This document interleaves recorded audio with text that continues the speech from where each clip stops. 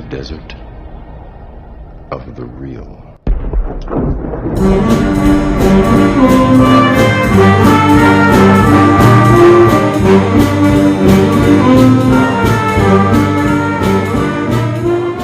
Welcome to the Desert of the Real. I am your host, Ryan Hudson, and joined with me, as always, is a calamari co-pilot. What the heck does that mean? You didn't know. Admiral Akbar. He's in a... In a calamari? Yep, that's what that then species I'm an admiral. is called. I'm not a co-pilot. Oh, well, fine. Jason Dietz. This is the Desert of the Real. The Desert of the Real is a movie podcast where I force Jason to watch big blockbuster movies he's refused to watch because he didn't think they were worth his time. We're currently watching Star Wars, and he's seen this movie, but he hasn't seen the other ones. No. We're two English... Waiting with bated breath for the Disney train wreck. If it's a train wreck, we'll see. Well, Disney's involved, so... Well, we'll see. It'll be a train wreck. We're two English language arts high school teachers with graduate degrees, and we attempt to use our academic training to dig deeply into movies. We explore the creativity, philosophy, and ethics and film studies of our movies and push you, the listener, to think critically about your entertainment. We are joined today with a special guest. Hello, it is me, special guest. My name's Eric Phillips. I'm a longtime friend of Ryan Hudson here, and I have been asked to join for our wonderful movie here, which will be The Return of the Jedi.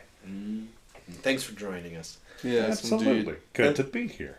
Thank you for listening.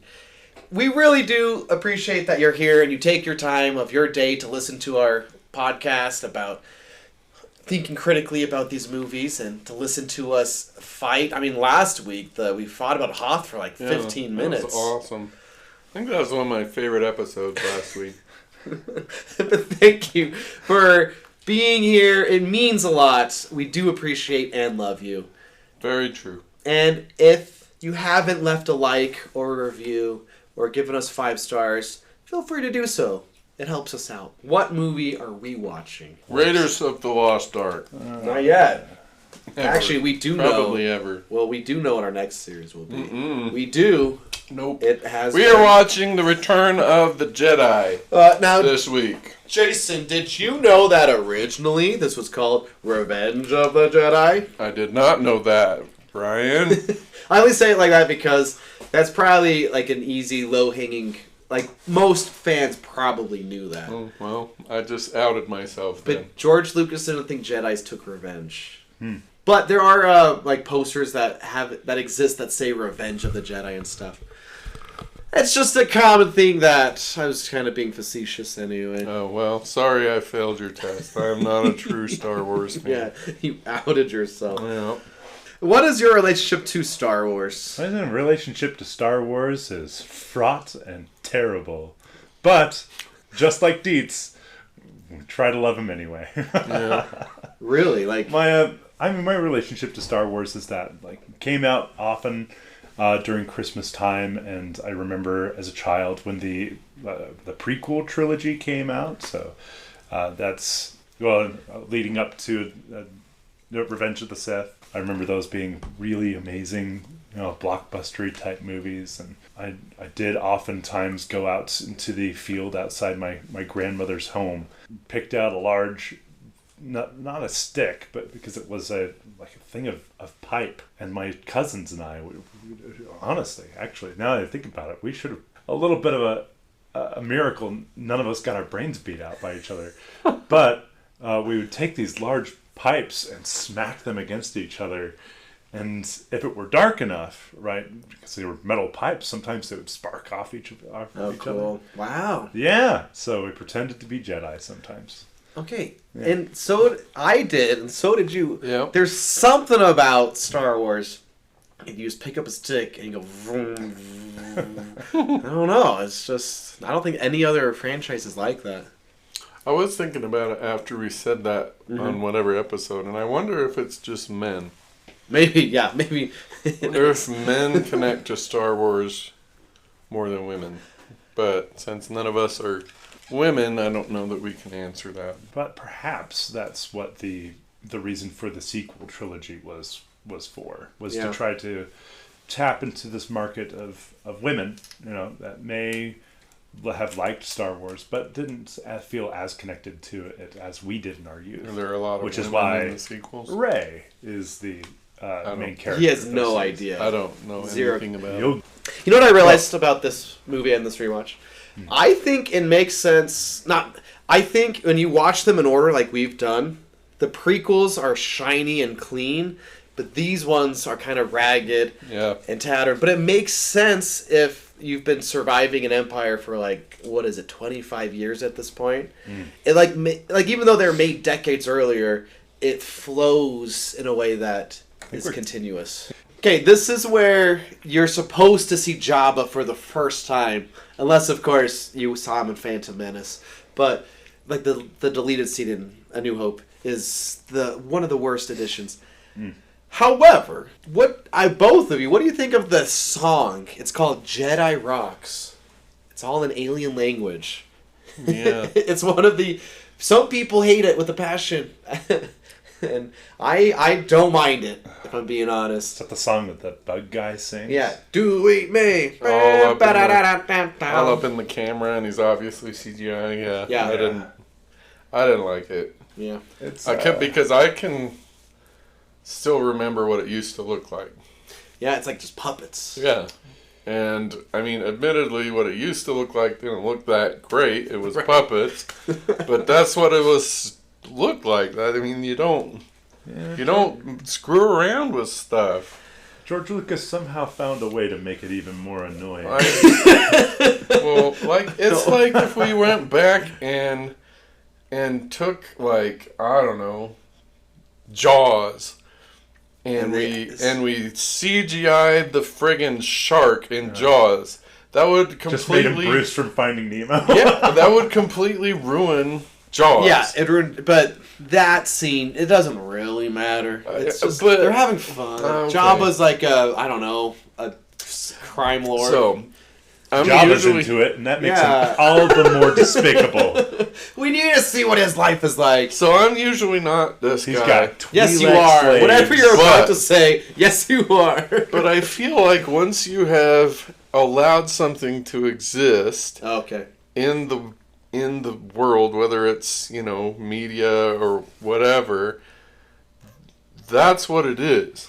It's there and it exists. It's no longer.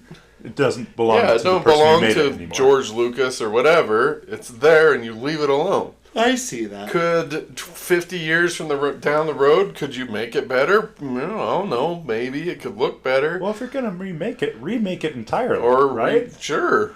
So I don't like the hubris. Anything of that. Sorry. Go for it. I will admit that even though it's very obviously CGI and added, the very end of this, it looks good and it feels good.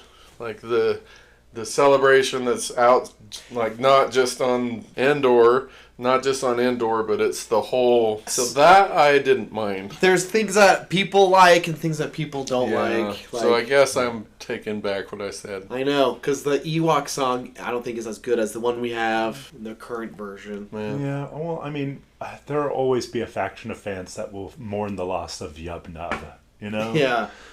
Love me some Yub Nub. Yeah. I still sing it when I pass a test or make a sale. Okay, so here's the thing, listener. I am going to give as much time to Dietz as possible today because he's been holding back all this philosophy. I know. So he's going to take up whatever I would have said. I'm going to speed. No, that's not the way this works. But we need to get to your philosophy. If we have to make a special episode, we can. This is an organic thing that happens every week. I know. We're not going to artificially restrain one of the key members of this group. Our fans are writing letters all about waiting. Not. We have never gotten a letter waiting from to anyone. Hear about your philosophy. That's your cue, guys. Send them hate mail. Yeah, all four of you. I know I have, and somehow it's never made it. So here I am, expressing my complaints in person. There we go. So, Okay. no. I just have some blanket thoughts Okay. about stuff. The opening shot of the first Star Wars is so iconic. Yeah. Like a ship flying over. And then every Star Wars starts with a ship in space. Like all of them, even the prequels and sequels. But this one, it's the same shot, like a Star Destroyer, but it's so much more complicated. Like you can see, no, there's like TIE fighters flying. It's just on another level. Like it's almost amazing. On a Spaceballs level. Almost scaled up expectations. Yeah. That's all I could. That's literally all I could. More. That's all I could think of while that thing was going. I'm like, oh man, this is Spaceballs. It just keeps going. Just waiting for a banner to show up underneath it. Yeah. We break for. Yeah, anyhow. You know what? I've heard people say Spaceballs is a better Han Solo movie than Solo is. Maybe. I've watched both, but it's been a minute. Yeah, that's okay. And I haven't seen Spaceballs for a while. Anyway, there's a lot of complicated shots. Even like the end battle, you have to imagine like all of these were models, and now like it's just impressive. It's for so sure. Cool. For sure. Flexing that budget. Exactly. Actually, there is a fun story on the documentary on Disney Plus where they were gonna paint the Death Star, a matte painting, and then George Lucas was like, "How come we can't make a model? Because we need to make it this big, and it would be about the price of a sports car." And George Lucas just bought a sports car. Like, "Oh, that's okay. Build that." So they built a model. I actually don't know if it existed after, like if it got destroyed or lost or something. But like Death Star 2? A Death Star 2. Like all the intricate parts of it is just a huge model the size of like a table or I don't know. And I thought car. I thought the Lego Death Star was expensive. Yeah. Gosh. My twin, he has one of those Lego ones. It's his. Where would you even display that if you had the model for it? Just I don't know. If you got like this giant chandelier in the middle of your like dining room, instead of that, just the model Death Star from Return of the Jedi. Yeah, Legos have turned from kids movies to adult collectibles. For sure. Adult collectibles. Yeah, that's true. They're cool though. I mean, they look cool. Yeah. I mean, I can laugh about it, but I mean, just this last winter, my wife got me one of the Mandalorian Lego sets. The Razor Crest. Yes. Nice. Oh, it's so cool. Okay. Anyway, I'm 5. I think I'm outnumbered here. There are some other things I love. I love how C-3PO clearly has no idea what the plan is. No one bothered to tell him anything. That's because he sucks. But also, R2-D2 and C-3PO are basically married, I think. Like, he bunks into C-3PO on Jabba's barge. Like, what are you doing? Boop, boop, boop, boop. I know you're seeing drinks. I can see that. I mean, they're basically the Rosencrantz and Guildenstern of the old married couple of the Star Wars universe. That's a good pull. Or it's like when they're on Endor. It's Endor. It's like, and you said this place was lovely. There's some. That's true. Maybe that's why I don't like it. George Lucas needs to go back, and we need to get like a dub of what R2-D2 is saying the entire time. Yeah, that's an okay edit to make. Jedi rocks. On the other hand, completely unnecessary. Give me the R2-D2 dub. So here's something I learned: the girl that's dancing for Jabba the Hutt that falls into the pit. Yeah, the Twi'lek slave. Inside the pit, that's added for the special edition, but it's the same actress. She came back 20 years later to do the same role, to scream in the pit, and you would never know, but now you do because dropping the makeup. Fun facts. Huh? Yeah, but also 20. I mean, it's kind of cool. Yeah, that is cool. How do you know that? I was. No, whatever you said she was. A Twi'lek slave. Yeah, because she's got those head tails, you know. And those are Twi'leks. Hey, here's the fun fact: they never say the word Ewok, Deets. Oh, cool. But the reason we all know it is because of marketing and those Ewok specials, which we should watch. Nope. Good old Star Wars Christmas No, we special. already watched No, not it. the Christmas special. We The watched- Ewok specials. No, I already did the Christmas You one. mean the We're- animated ones? No, there's two Okay, live so- action Ewok specials. Okay, wait. Hold on, wait. No, Can I somebody's gotta- No! Somebody gotta cut this off. can I spoil the second Ewok special? Will our fans care? I think at this point, everyone that wanted to watch the Ewok special has watched it. I don't know if I will then. Whatever that is. And Wilford Brimley is the hero, the second one. I don't know how Wilford Brimley is a famous person. I've seen so many of his movies, and he's not a good actor. So, Anyhow. a couple more things that I love. I like how Luke force chokes the Gamorrean guards. Because he's never been raised by a Jedi, just Yoda for a little bit. Yeah. And, he just does what he feels is right. So it adds, I think, a kind of a complexity to the Force. The dark sideness. Yeah, of him. because it's like Luke doing that. But maybe he doesn't even realize or knows that that's what usually bad guys do or something. But he's just like, out of my way, out of my way. And I love when the Rancor dies. We get this guy just crying. Yeah. That's a nice little moment of world building. Yeah. It's like that guy loved this monster? What? Well, he's also worried about job security now. I'd be crying too. Yeah. Oh no! Jabba's gonna kill me. Anyway, I said this last episode, but a lot of maybe this movie's too Muppety. That's fair. Muppety. Yeah. Because after Jabba's The Palace, Ewoks. you get some Ewok stuff, and that's not everyone's cup of tea. Yeah, about that Speak time. for yourself. Who Ewok fan you? No, I'm not. Oh. Well, before we started recording, I shared with Deeds that the Ewoks did ruin Star Wars. And because the reason for this is that in between Empire Strikes Back and Return of the Jedi, a little film called E.T.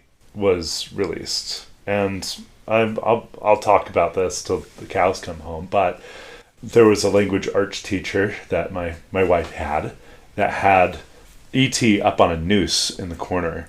And he just hated E.T. with all of his wretched language arts heart. E.T.'s... He knew in his heart that E.T. made aliens cute, and therefore, in fact, they've got a nod to. They have a nod. There's a nod to E.T. in the prequels where they appear in the Senate. So they exist within the same universe because they have influenced again later the design for the Ewoks, making them cute as well. Oh, I used to work in an office that used all Star Wars terms for anything internal. So Ewoks, everyone works on knowledge is what they used to call it. So it's what we used to call like internal issue tickets that each of us had to work on. And so I have other reasons to dislike just outside of the movies in general. They were like this terrible like. You didn't get much credit for working on it. Oh, great, you fixed the problem. There's no measurable piece of success for you as a result of that. But yeah, make sure you're fixing your Ewoks. yeah. Don't want them to breed, I guess. Can I defend the Ewoks, though? Yeah, you can. Okay. So, I don't know. We'll that doesn't find mean that I out. won't kill you. Let's find out. All right. Originally, the Ewoks were supposed to be Wookiees. This was supposed to be Chewbacca's home planet. But it was too expensive to make, 50 suits or whatever. So I guess they halved the budget by making tiny suits. Okay. Smaller. This is why I like the Ewoks now. But originally, yes, I didn't like them. I know it's a sentiment. Anyway, I've heard that before. Ewoks ruined Star Wars. The reason I like them is because everything the Emperor has planned is to trap the rebels.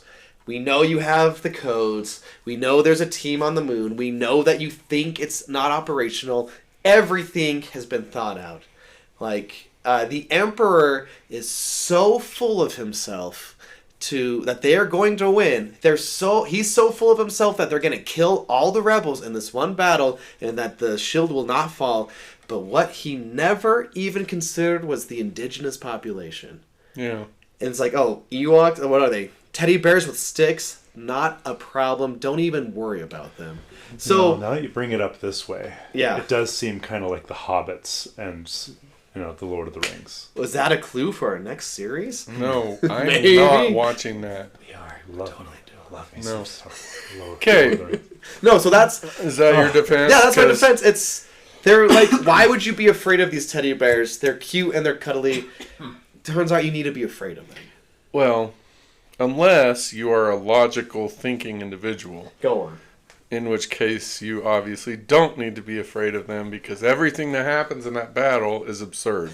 Name one thing that's All absurd. of it. Everything. No, name one thing. I mean, an Ewok steals a speeder bike and runs it into a tree. Yeah. And right before he runs it into a tree, he jumps off. Okay. Whee! One, an Ewok knows how to drive a speeder bike. Obviously, he didn't. No. Hey, the controls are intuitive. No. He didn't know how. Every so- 5-year-old boy jumps on like a bike and knows So how to we've got go. a whole Exactly. platoon or legion or whatever he called it of stormtroopers. They all have armor, they've got weaponry, they've got whatever, and then we've got these little kids throwing rocks at them, Uh-huh. and they're gonna lose. No. Yes. No. Yes. Well, okay. No, well, 'cause you let's get bring hit this with the to a rock. real world example. What are you gonna do? You're gonna turn around, you can be like, there's a Ewok flambe. Let's bring this to a real world Okay. example, right? Okay, so you got your Ewoks, you got your stormtroopers, Sure. right? You got your. Now I'm going to bring this to a prescient, real world historical example that was happening around the same time that these movies were Okay. released: the Vietnam War. Okay. Yeah, Okay. deets. So the Viet Cong are your Ewoks, Okay. and the U.S. Army are the stormtroopers. Okay, and how are the Viet Cong armed? With tunnels sticks? and No. with familiarity. No, they're armed with rifles and the same crap that the U.S. troops had. It's not.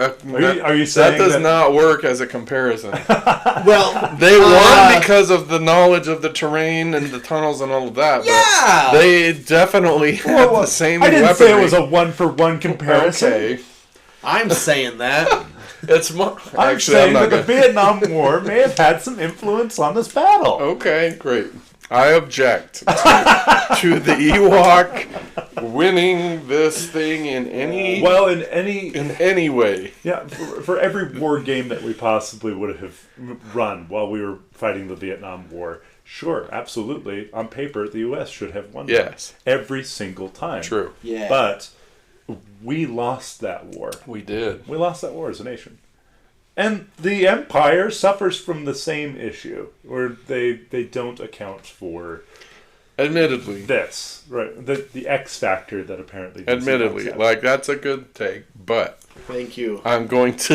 I'm going to Put a stand... point on the score. I'm going to stand by it. It is absurd that the stormtroopers are defeated by I mean, yes, it's lazy writing. rocks and stick-wielding Muppets. And there's a squadron of actual humans with blasters and stuff. Yeah. Yeah, the Rebel Alliance is still Who, as far as we saw, did literally nothing at all. They got captured. That's not They nothing. got right. They got captured, and Chewie took over the ATST. the chicken leg walker. the chicken walker. Great. Okay, hold That's on. That's Wait, hold on. literally the only thing that any of those people that came down did. Everything else was done by Ewoks with sticks and logs and rocks. Yeah. That's absurd. Well, That's true. But, like, what's the message behind that, right? Yeah. Like, We don't you need, can fight we, back with we what you don't have. need to actually think about the logic behind No. what we're doing. We can just do whatever is cute. So here's a philosophical question for you. Yeah. then. Let's bring it I down love to philosophical Okay, so questions. is it worthwhile to resist against what seems to be an unstoppable force? Yes. Why? You just said that the Ewoks stood no chance. They didn't. and But they neither did the still Rebel Alliance. So, resisted. so make the case for them. Why should they stand up? Why should the Ewoks? Yeah. They shouldn't. Because you You asked, hear should that, we, Ewoks? You should just give up. Hang on. You asked if we should stand up against the overwhelming force. The Ewoks were not impacted at all by the Empire, as far as I could tell. Right. So they're not. They have no stake in this. So they shouldn't. So they should resist, just- as long as they don't have skin in the game. They didn't should even stay know out there of it. was a game. I don't think. I don't know, but I would be very surprised if they knew there was a game. Right. And so what actually happened here was a superior force of human and Chewbacca's, whatever they're called. Ewok, no. You know, Wookiees. definitely. Wookiees. To bring in Star Trek to this, the prime directive is shattered Right. by A this. superior force of these people come in. They say, oh, look, here's a whole bunch of people that we could use for our benefit. And they forced or coerced or encouraged this primitive group of people to sacrifice their lives for the benefit of the humans. That's what happened. Which I do not think is conscionable, and shame on whoever wrote The Return of the Jedi. Well, that's George Lucas. I wasn't going that far, but you pushed it that far. Deeds. What? No, we need Deeds. We need another other special edition where they have all these helmets breaking apart with these rocks and stuff. Yeah, just to but show they're the not force going of- to. I know, because that'd be dumb. It would be. These are little kids. No. Has your little kid ever thrown a rock at you? Did it hold break on. anything? All right, No. hold on. That's They're not a one-to-one practically comparison. bears, though. They're They're bear child-sized, bear-strength people. They are not bear Let me ask you strength this. people. Let me ask How do you. you know? Do you have kids? It took like 16 of them to carry on into the... Oh my goodness. Do you have, Yes, I have 6 kids. You have 6 kids? Yes. Okay, so you've had to wrestle one of them before, Mm-hmm. right? They've been I've wrestled resistant all to of you? them, yes. Are you saying that if these kids, right, were in bear costumes and were and I was- hell-bent on wrestling you down, And I that was you'd fully stand a armored chance? with a blaster. Yeah, I would stand a chance. Yeah, stand If I was willing to kill them, heck yes, they would all be dead, and I would have not been injured at all. Anyhow, Wow, I did not mean we are not going to agree on this. So. I know. I didn't know we were going to talk about this. I for didn't so either. long. You brought it up. Because it's a good point. That is a good point. So the message of that Bringing part up some of philosophy. of That's Return of the Jedi is that you should manipulate weaker, less intelligent groups for your benefit. Got it. good. I mean, that's what Message we do with our children. received. Eric, it's just best to ignore Deets at times like this. This is why I'm Literally here. making a podcast with us. This is why I'm here. No, Deets. That is not the lesson Oh. of this movie. What is the lesson? Okay. Well, whatever forces of evil there are, that they are worth resisting, and that our places in the universe, right, is meaningful, and we have an impact wherever we stand, right? We can. And- Yeah, for sure. If I could bring in some Epictetus, right? So we're going to bring in some Stoic philosophy. You're a winner when you focus on the things that you can control, Right. right?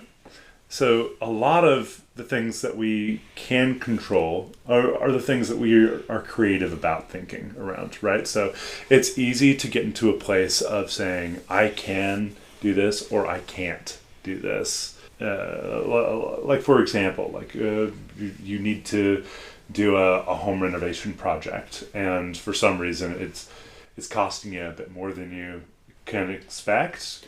You have to say, oh, shoot, well, I can't do this, right? Not necessarily, right?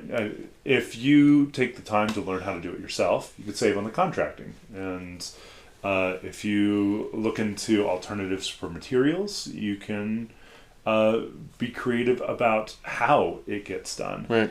What I'm saying is the Empire has this mentality. The mentality of, we will do this. Right, we are going to get this done. The Empire wants to subjugate all of life in the universe, right? For sure. Bring the galaxy under one unbendable throne. Yeah. But that mentality isn't shared all the way from top to bottom. Our stormtroopers, they are apparently not that careful about how they shoot. They're focusing on their limitations, right? They've got their standard issue blaster in their armor. Right, which is why, even instead of thinking about their problems creatively and coming out successful, they're not applying Stoic principle and philosophy in order to be successful in this altercation.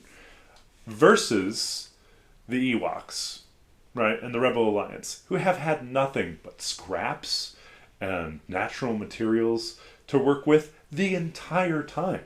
Right. They've got a literal princess on their side who has abdicated her throne in every which way. There's a smuggler there who's had to be creative about the way he lives his entire life. And there's this farm boy who, at first, held to that rigid philosophy of, if I can't, I can't. Right? There's no way to do it. But we learned from Yoda in the previous movie that the do or do not, there is no try. Right? Right. It's up to us to determine how it gets done.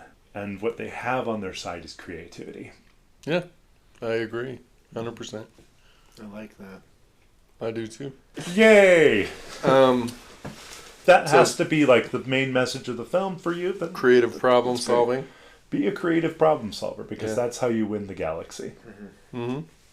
Even if it means manipulating and using. And I didn't say all of the creative problem solving had to be moral. so we've got there is a disconnect there. So we It actually just so have, happens that their interest of like keeping their moon free, and but they're not. yeah, I really don't think the Ewoks know there's anything outside of their little forest. They don't. you don't think that C-3PO would have explained that to them as their Do you think they would have understood it? I guess that's a good point. In the story, he tells them, like, there's a big bad guy that Right. we're trying to fight. That's, you know. But that's a Suppose hold that's on. one perspective, though, right? right, What I told you is true from a certain perspective, right. right? It's dubious at best that they don't have all of the information Right. to go off of. We only know that it's the right direction because we've been following these protagonists for the last 3 As movies. long as that's the direction that you consider right. That's a good point, because there's another quote Obi-Wan says that I wrote down when he's talking to Luke on Dagobah. Many of the truths we cling to depend I on wrote our that own too. point of view. And I was talking with a former host, or a former special guest, Donald, just the other day about stuff. Love you, Donald. But he used the metaphor of like fish in a fish tank. Yeah. Like the fish's knowledge of the world are these stones and these fake plants and these glass walls, but they have no knowledge of the world outside of that. Yeah. Like, how do you explain a lawnmower to a fish in a fish tank? Right. So, yeah, I mean just like leaving Star Wars behind. Everyone's right and wrong, and morals are kind of based on your own, like where, Right. like how we grew up, and sometimes we break out of the fish tank, or I don't know. Right. That's why learning how to think critically is so essential, because all of us have that programming. Whether it's, everyone has familial programming, but we have, school is all about programming. We're programmed by movies, we're programmed, etc., etc. And if we never consider it and never ask questions like, did the Alliance manipulate and use the Ewoks for their benefit? If we never ask those kind of questions, then we just assume, everyone just assumes that what they think and how they act is right. Right. So- You can't take You know anything what? for face value. Right. We don't know the Ewoks didn't eat the dead stormtroopers. Maybe they got maybe they got paid in food at the end. That's true, because they were And gonna they're just okay with it because it's not cannibalism. they're They're not human.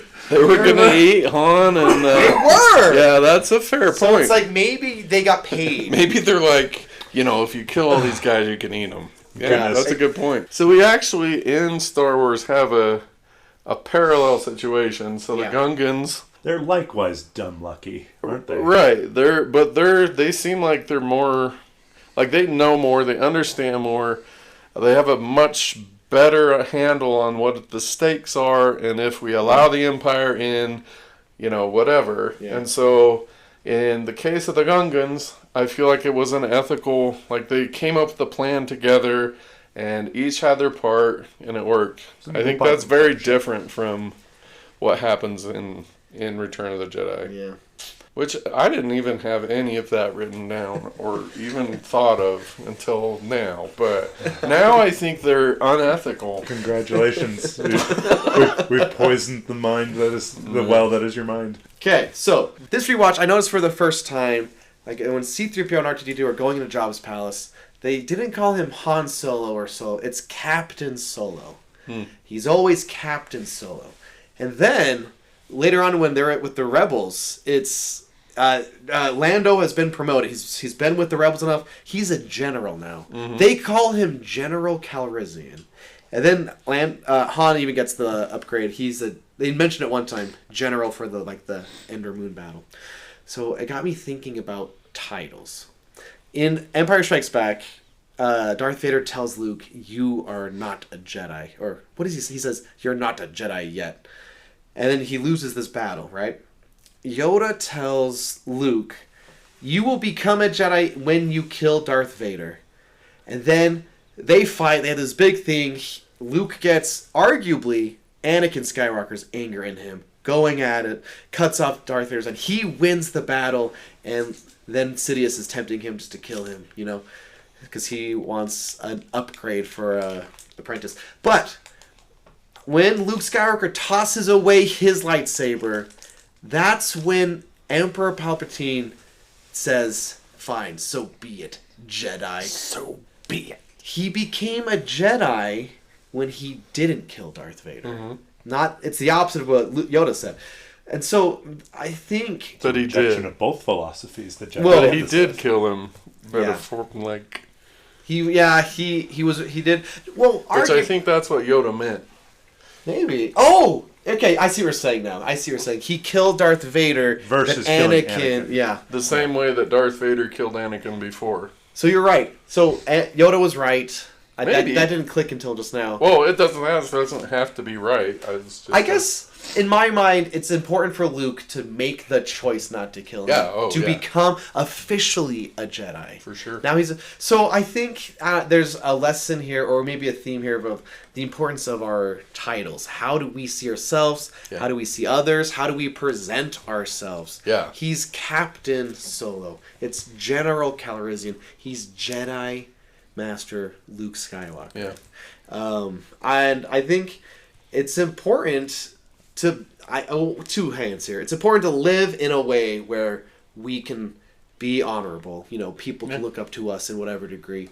But also, whatever title we have, either it's, husband, father, or mother, or wife, or, even friend, it's important to honor our titles. I think that's a good a take. key lesson that this movie has. Right. I agree. Thanks, Deets. That's a good take. Oh, yeah. And every title along with it, it does carry an amount of responsibility. Yeah. Right. You can't just be general just because you want to be general. You can't just be Yeah. president because you want to be president. Titles as gifts are meaningless. Yeah. Right. Unless they carry an amount of responsibility to them. Yeah. And you live up to that responsibility. Yeah. Right. Yeah. The first try in my dual enrollment classes, we focus pretty heavily on that. Like I don't use the word or the idea of titles, but there's a philosopher, his name is James Allen, and his key concept is called "as a man thinketh." And the idea is whatever you think you are and whatever you think you can do, you're right. And so we focus, at least in part, on what do you think you are? What do you think about yourself? And we, again, if we critically examine, do you think you're, I don't know, smart, good looking, whatever. If you critically examine that and say, okay, this is what I think, is it right? We unlock ourselves and we empower ourselves. So yeah, I think you're 100% right that the titles that we accept to ourselves, that we have critically taken into ourselves, we got to live up to them. We have to embrace them because we chose them. Yeah. The other side of that is we maybe should not, but we at least should consider the titles other people are trying to put on us. Yeah. And we need to be more Rebel scum. Yeah, like That that. guy's got the best Or, line. if whatever your bully is saying or whatever, we can't just uncritically accept those titles. We have to bring in critical thinking to evaluate how we see ourselves and what we allow other people to put on us. So, yeah, I like that a lot.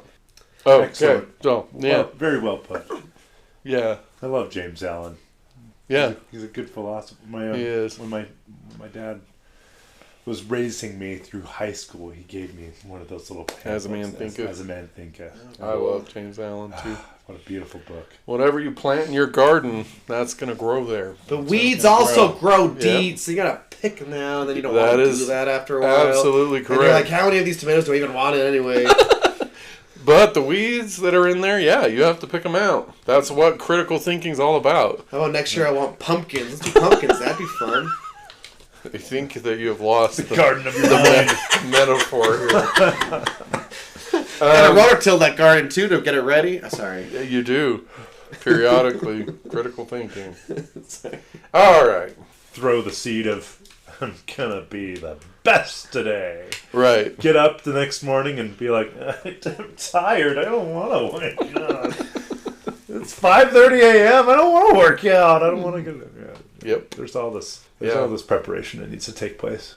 Yep, I just very firmly believe in the enormous power of our self-talk, of our mind, of the things that we plant and cultivate. Don't you think the way that Luke speaks to, if he's speaking to Anakin Skywalker, I think that's who he's speaking to when he's actually in battle with him. I know there's good in you, right? When he turns off his lightsaber and throws it away. Talk a little about it.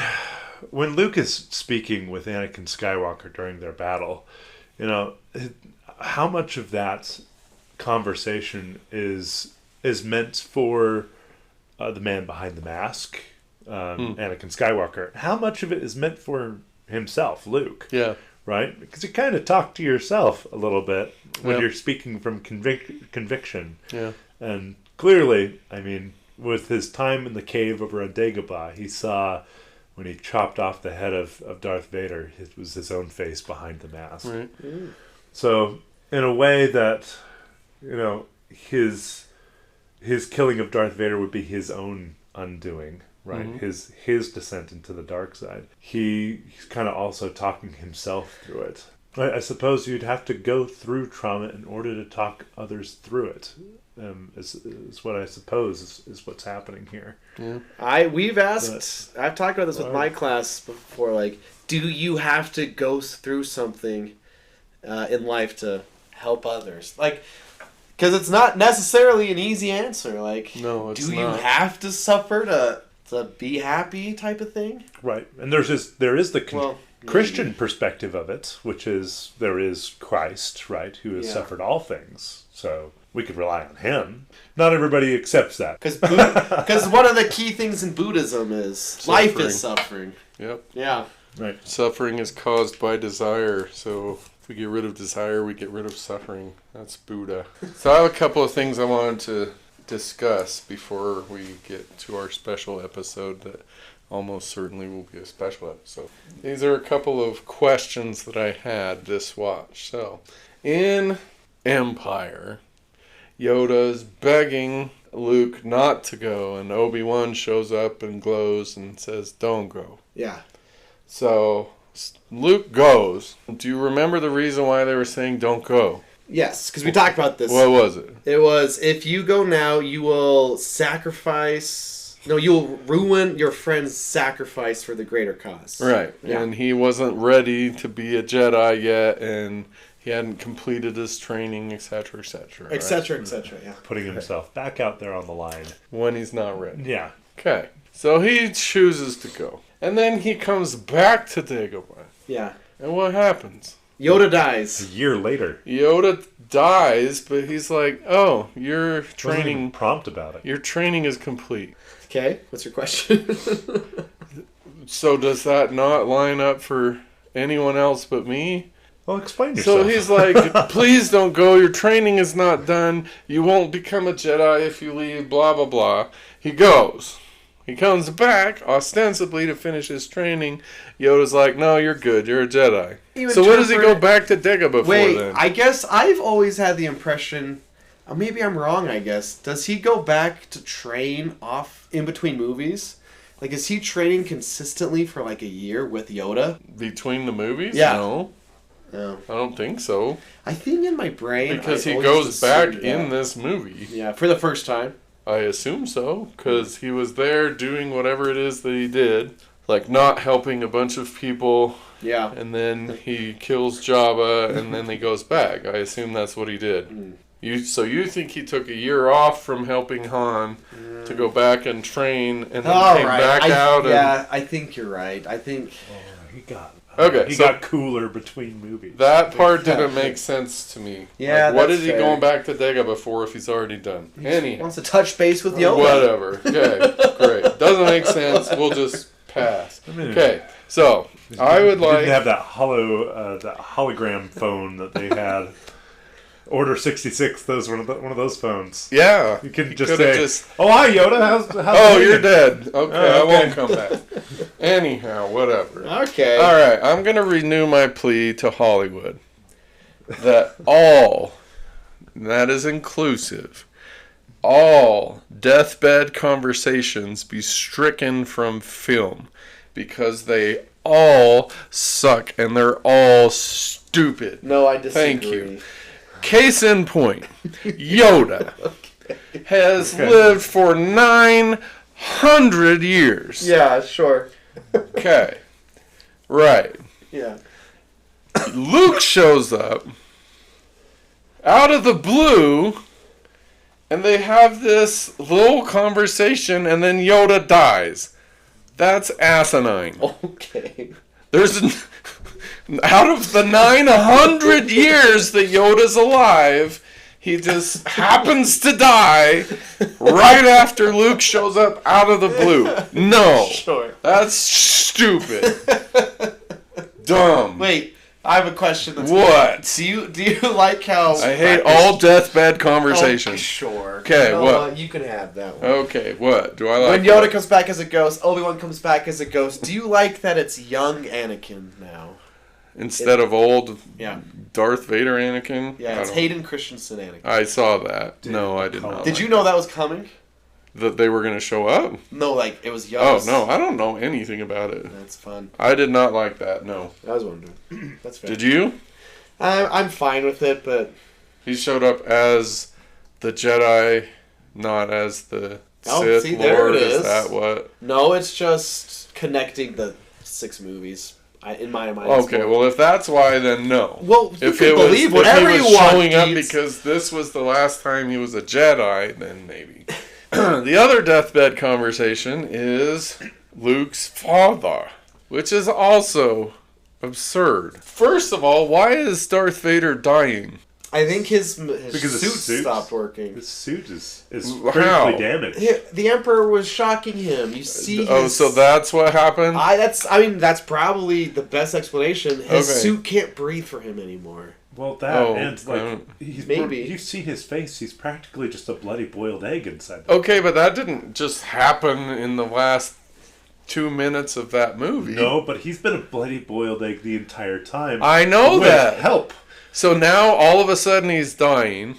Whatever. Oh my. I'm just anyhow. So Okay. the whole Or he could be dying of embarrassment because Luke's his son. Luke's possible. a pretty cool guy. Anyhow, that whole conversation. What? He's not. I think the draw of being a Jedi is that every 10-year-old boy thought he could be a better Jedi than Luke. Yeah. Right? I think Because Luke's he's such pretty a cool. nerd. Such a. I like know. Luke. Anyhow, He's very cool at the beginning of this movie, though. Darth Vader and his little conversation there. This is a problem. Pure Okay, pathos. here's There's the no logic involved in that. It's Well, there's no. Dr. silly. Dietz, this is a problem we've run into for Yeah. a lot of We movies. have. You are like, I don't like this. And me and a lot of people are like, that's literally not even a problem at all. I know. That's Because like, most people are not. why is there no dying? logic-driven. I guess because something in the battle we just saw made him die.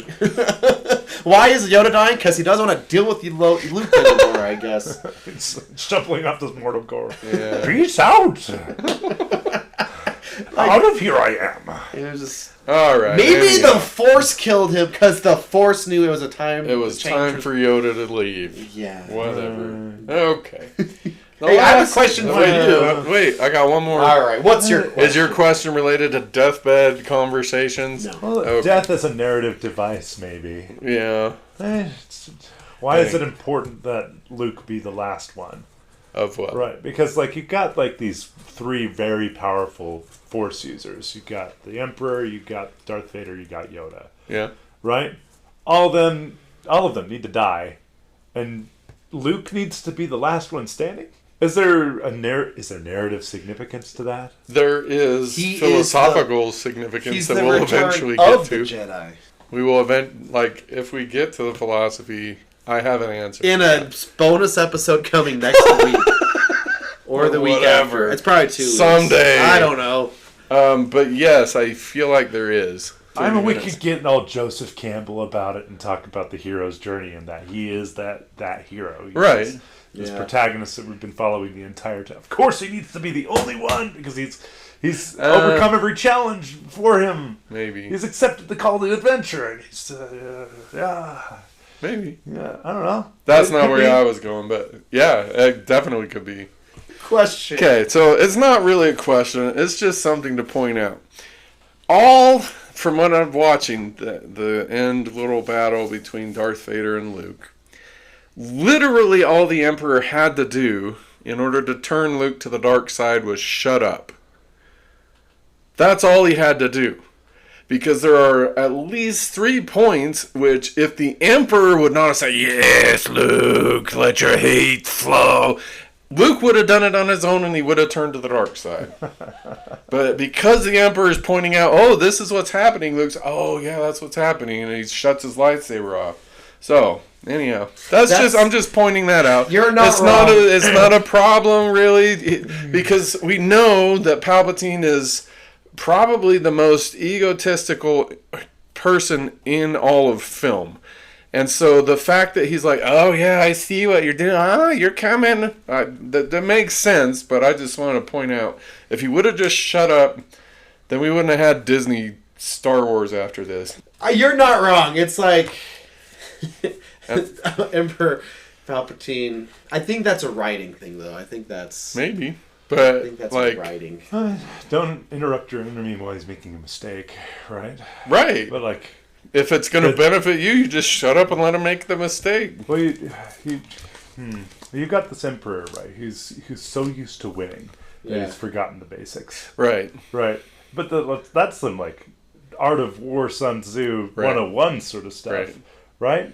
He And was here like- he is talking to this kid, like, "Oh yeah, I can tell what's about to happen. You're about to join." I don't know why he zapped Brannigan, but well, "You're about to join me, and you're going to come over to the dark side, and I'm going to have a much more powerful apprentice and stuff. It'll be friggin' sweet," right?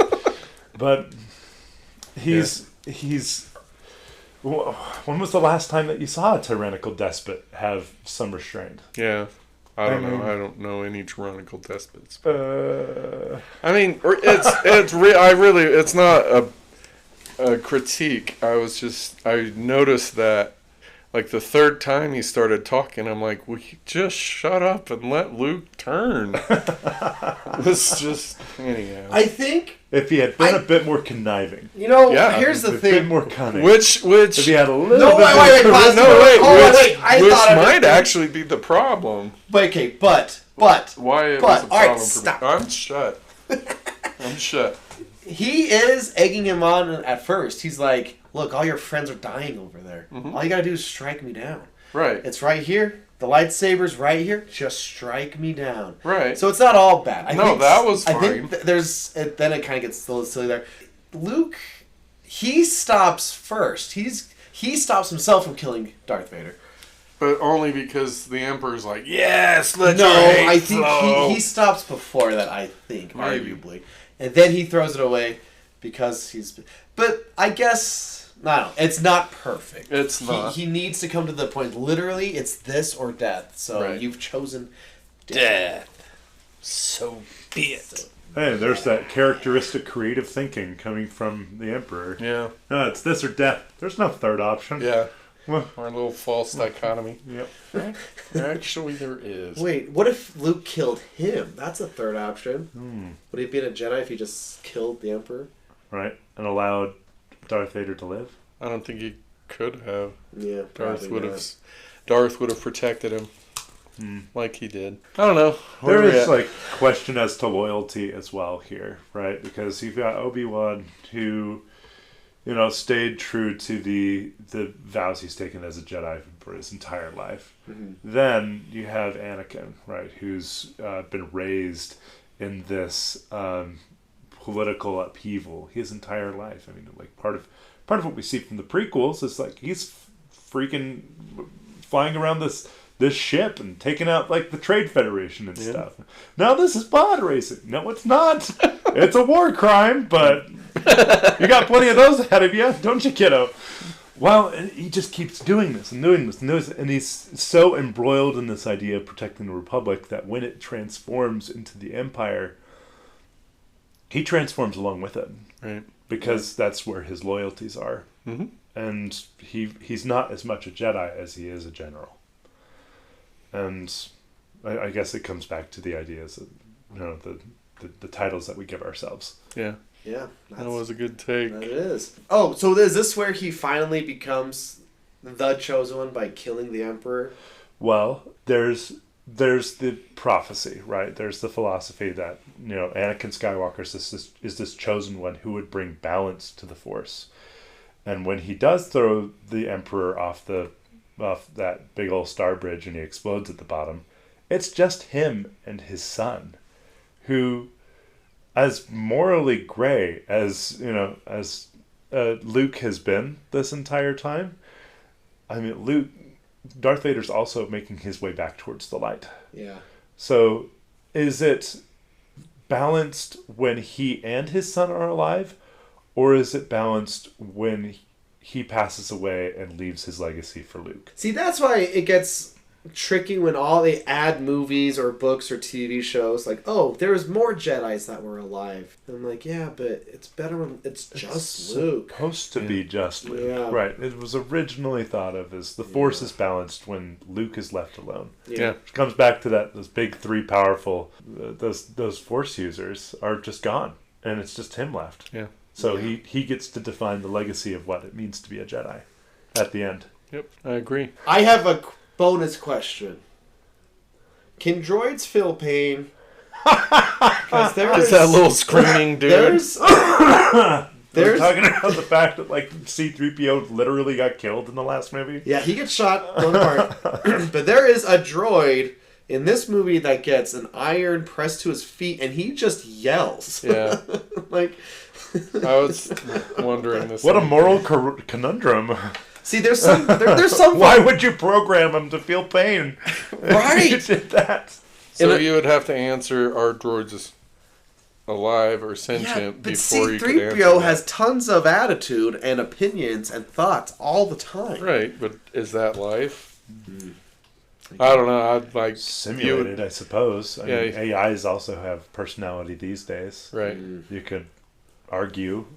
Does it Yeah. hurt your soul to hear the droid scream? Good, you're a good person. Oh, crap. You don't have That to have means an I'm Alexa, not a folks, good but please person. talk nice to her. You enjoyed the I didn't droids. enjoy it, but I'm like, that's stupid. That's a droid. Listener, Dietz will Once again. for the third time. Gotta warn ya!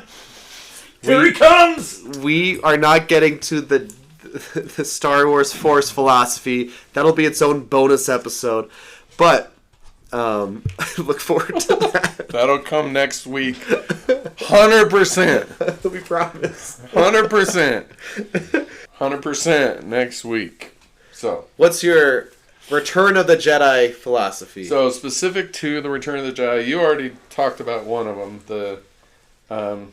You'll find that many of the truths we cling to depend greatly on our own point of view. Yes. I do, however, want to point out the word many in what Obi-Wan said. Go for it. Because he said many of the truths. We live in a world currently where the prevailing philosophy is there are no universal truths.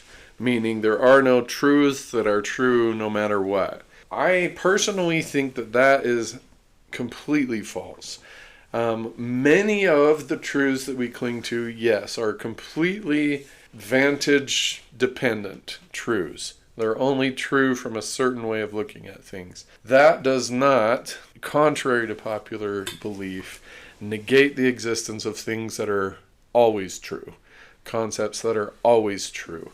And I'm not going to go into what I believe that those concepts are, with the exception of the concept of charity as in the Judeo-Christian ethic. I believe that is an example of a universal truth. The power of charity in interpersonal relationships, the power of charity in small and large communities, the power of charity in relationships. I cannot think of a situation in which charity would not yield an increase in love, in camaraderie, in interaction, positive interaction. And so, there's that. And then I gave you the charity so that we can then give you the test for the universal. You've probably, listener, and you guys probably already heard this, but if you take whatever it is and say, what if everyone on the planet believed this or acted like this or embraced this, what would happen? So in the case of charity, if everyone on the planet embraced it, the planet becomes Eden. It becomes a beautiful place where everyone respects everyone, everyone loves everyone. It becomes the ideal place. And so that is how, listener, you can test any truth. Anything that you come across that people are saying this is true, you can simply just ask, okay, so what if everyone on the planet believed this? What would the planet look like? And if you don't think the planet would look very good like that, it's probably not a universal truth. It's probably the kind of truth that Obi-Wan is talking about, that is entirely dependent on your point of view or your perspective. So, there's that. Well, those good and virtuous principles. I think that's true. Good. I also think that's true. I wonder, though, but then couldn't you arguably come up with a definitive list? Like these are the true things. These are the true things of well, isn't that, now you're getting to Rene Descartes, right? Well, you're upsetting your apple basket and you're examining each one. Yep. Take it all the way back. Couldn't you make a utopia list if... I believe it has been made, yes. You see, the problem is that a lot of people, because this is philosophy and we encourage critical thinking, is that a lot of people, when they do make their own lists, their own truth, that they want to do it themselves. They want to have the experience of saying, for themselves, this is true. Yeah. Right. Which I think is fantastic. But it's also almost impossible to get everybody to agree. Right. Can I? For sure. In the video game BioShock, the BioShock was supposed to be a utopia where all the artists got together. You're free to make anything. This is creativity unrestrained. You can literally do anything as long as... Like, this is where the scientists and artists are supposed to create and be boundless. But once again, this is the fiction example. Like, then it all falls apart. Like, mutations get out, things get out, like, people kill each other, blah, blah, blah, it all goes to crap. But couldn't we think a truth would be creative freedom is a good thing? That's why it's tricky with my example. It's not real, but like... Well, I mean, you can use that question as the test. If everyone on the planet was completely free to create whatever they want, what would the world look like? It would look like a place full of craters and fires and dead. Maybe. Because, well, I mean, if you give that to everyone, Yeah. you're also giving it to Charles Manson, and you're giving it to... Right, it only takes one demented person to Right. ruin it. And so, for creative freedom, that would, in my way of thinking, not be a universal truth. Okay. Unless there were bounds or whatever, but yeah. Okay. So I feel like my little test works. We can use it. And then, so one more step. Then once you figure out what all of those are for you, the world would be a good place if, then you have to act on it. And that's the challenge. So once you find a universal truth, act on it. And that's how the world becomes better. That's how we change the world one person at a time. So, there you go. That's your homework assignment. Find a universal truth and act on it. Yeah, I like that. So, see if you don't become a Jedi. So the other one, all these super fast. So the other one, throughout, especially these three original ones, we get the idea of destiny coming up over and over and over. Like, you can't escape your destiny, you are destined to whatever. And in order for destiny to exist, free will cannot exist. And so in the case of these movies, I think that the idea of a destiny, I don't know that it really works for me, because... Like, the fact that Anakin's the chosen one, that type of stuff? Or... Yeah, that, or you're destined to kill your father or whatever. But that's why this one's kind of nice, because he thought it was, like, no. Right. He had to reject the... Right. Did he ultimately kill his father? If it was the space lightning that killed him, then I don't think he did. And then I think Darth Vader's the one that chooses to kill himself in a way. It's like, take off your mask. So all of that suggests that this series doesn't actually believe in destiny. Yeah, I think that's a fair read. Because if it did, then there would be no point in watching it, because everything is predetermined, and there's no free will at all. Well, I mean, doesn't that tell you a little bit about the characters that bring up destiny the most? Is it Jedis? Who are they? Yoda? Yeah, the Jedi, yeah.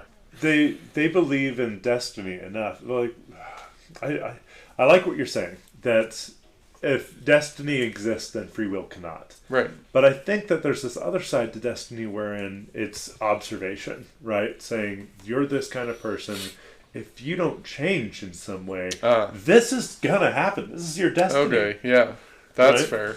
So when they say this is your destiny, that you're going to bring balance to the Force, right? They're, for Anakin, for example, he's this war hero. He's this person that has grown up and become this general, this poster boy for what it means to be in the right. He's this shining example. Yeah. And because he changed, he was corrupted in this way. Yeah. Then he didn't fulfill his destiny. His is incorruption. He is raised in incorruption, if you will, by his son that said there's still good in you. And that way he's able to fulfill his destiny in bringing about the balance of the Force. Yeah. Is it the Emperor who says it's your destiny to kill your father and join me? Yoda said it was your destiny to face your father. Yeah. Yeah. Well, I mean, they're kind of counting on the person that he is and not the person that he's going to become, aren't they? That's a great read. Well, you can also argue, like, the Jedi, like, from the prequels, had fundamental wrong, principles. Yes. And I think Yoda might. And we will definitely argue that next week in our special episode. He was basically the Grandmaster to everybody. Yeah. When the Clone Wars went down, and as a result, that philosophy led them to death after death after death after death. Yeah, it's like he led them to their destruction. They said there was a Dark Lord. Yeah, it's probably nothing. Okay, we're not rehashing that. All right. So that was our Raider, or no. I gotta keep saying that. Return of the Jedi episode. I apologize. But next week, 400%, we will have our overarching philosophy of the Force. This is the first time I've done a lot of research into various philosophers, and so I feel like I have this pretty good take to give all of you. So. Which I think will be good because it might prepare you, or let me see where you might end up, on how you see what happens to Jedis in the next 3 movies. Okay. I'm ready. Yeah, you better be. Buckle up. Yeah, I guess. I'm not ready. Buddy. So, Jason's choice is next to give him a break of Star Wars. Yes. So after our bonus episode, we're going to watch Matchstick Men. Alright, so Matchstick Men is old. It's probably was made before most of you were born, maybe. Okay, you know what's so funny? What? We put Shrek 2 on in my first hour. I love And there's so many references to, like, a reference to Spider-Man, Lord of the Rings, and stuff. And I was like, guys, remember the early 2000s? And a student's like, we weren't born in the early 2000s. I was like, oh, yeah. So, 2003. Pop culture juggernaut, that movie. This is a Nicolas Cage movie before he decided to sell out and make a bunch of garbage. Oh my gosh. We are not going to unpack that, but that's not fair. Just to move on, but I can't believe you just said that. Okay. I'm also a little horrified to be in this room with you. Let's okay. just... No, we do not have to unpack that now. That's what we can do when we talk about the Nicolas Cage movie, about how ridiculous it is what you just said. Are you telling me that the stuff he's made in the last 10 years is magic? Not... Okay, alright, we're not going into this. We can do this Is next that how week. far back you want to go? Yeah. Anyhow, you're not ready for that argument. I'm ready for that The argument. unbearable weight of massive talent? We will saying have that's that. not important? Nicolas Cage We will with have the Matchstick Nick Men, Cage baby. Argument. Absolutely. The Anyhow. color out of space? Holy crap, man. The what? The color out of space. That's haven't what's seen released in the last 10 years. I haven't seen that. It's a Nicolas Cage movie. Well, I haven't seen all Nicolas Cage movies because there's an infinity of them at Okay, this point. well, hold on here. I mean, we then. could... Ryan, you can't just defend Nicolas Cage if you haven't seen some of his more Well, I don't know that one. Anyhow. Yeah, well, let's not get into it now. Okay. Anyhow. With Matchstick Men is one of my very favorite movies. It's like Nicolas Cage at his very finest. It's also it's a Ridley Scott I haven't seen. Oh, well, there you go. I'll be tuning in. It's a very highly rated 7.3 IMDb. Great movie. It's available on Tubi, it looks like. For free. Can't beat free. And it's $99. PG-13, so... Can I make a movie recommendation while I'm here? Yeah, of course. Okay, if you haven't seen it, this is an older movie, right? And I think you guys would enjoy it. It's a little bit of a silly movie, but it's The Wrong Box with Michael Caine. Young Michael Caine. Okay, let me give you a rundown for the plot. So, these two brothers are part of this death lottery, okay? And the last person to survive the death lottery gets the pot. There's a special word for it. I can't remember what it is. The Deadpool?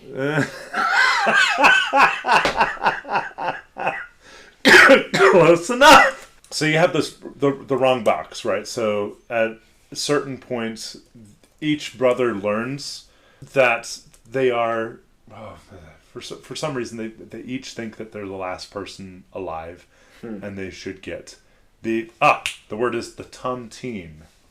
The tontine. They get the tontine, right? But I don't have a clue what that there's like this logistical humor to it, wherein a box is sent to the wrong location, and it's very similar to another box. And I think there's a third box involved with it as well. One of them has human remains in it. It's very fun. 1966, I looked it up. It's not available anywhere. Yeah. Oh, crap. Yeah. Well, I'm going to have to find a way for you guys to watch it then. I was looking for it, but yeah, it's nowhere. Oh, no. Go to your local library, kids. Anyhow, Well, Matchstick Men. Thanks for tuning in. That was Return of the Jedi. Next, we will have our Force discussion.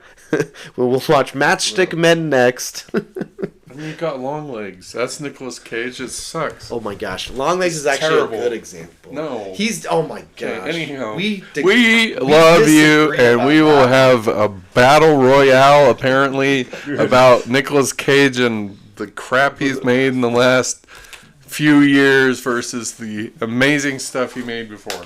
I'm sure the love one you, thing that bye. we can agree on is that Ewoks are not as good as Nick Cage. There are a lot of things that are not as good as Nick You know Cage. what? We need they can replace all the Ewok cheering with Nicolas Cage sounds. That's what they should do. Yeah. Instead of Yub Nub, you could just have Nicolas Cage going, "All right!" Map on the back of the Declaration of Independence. All right. We love you. Bye. Bye.